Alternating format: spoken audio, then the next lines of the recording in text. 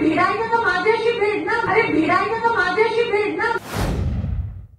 मंडळी एवढी 83 वर्षाची, आपले वडील जर रात्रंदिवस लोकांसाठी असूनही हा महाराष्ट्र पिंजून काढत असतील आणि तुम्ही त्यांनाच विचारता, ह्याच्यावरून कळतं की तुमचे संस्कार किती आहेत, तुम्हाला कशी घरात शिकवण मिळते.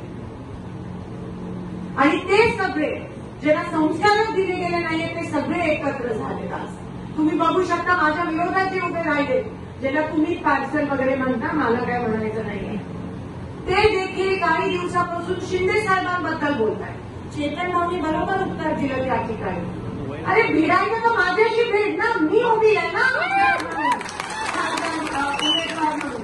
माझ्या वडिलांना काय एवढं बोलताय तुम्ही? आणि लाज वाटायला पाहिजे तुम्हाला.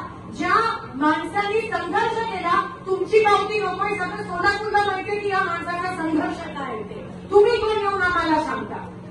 लाज वाटायला पाहिजे असं बोलायला. मी कधी कोणाच्या त्यांच्या वडिलांवर किंवा दाराने करता, आपण सुसंस्कृत लोक आहोत म्हणून मला इलेक्शन पण त्या पातळीला घेऊन नाही जायचं. मी उमेदवार आहे, ते उभे नाही राहिले. भिडायचं तर माझ्या कामाबद्दल बोला. 15 वर्ष उगाच नाही माझ्या लोकांनी मला निवडून आणलं, तो पण संघर्ष होता. आणि तुम्ही म्हणताय संघर्ष नाही म्हणजे तुम्ही माझ्या लोकांना अपमानित करताय, मला नाही. कारण का आमची लोक कामाला बघूनच निवडणुकीत मतदान करतात, दुसरी कोणती गोष्ट बघत नाही त्या ठिकाणी.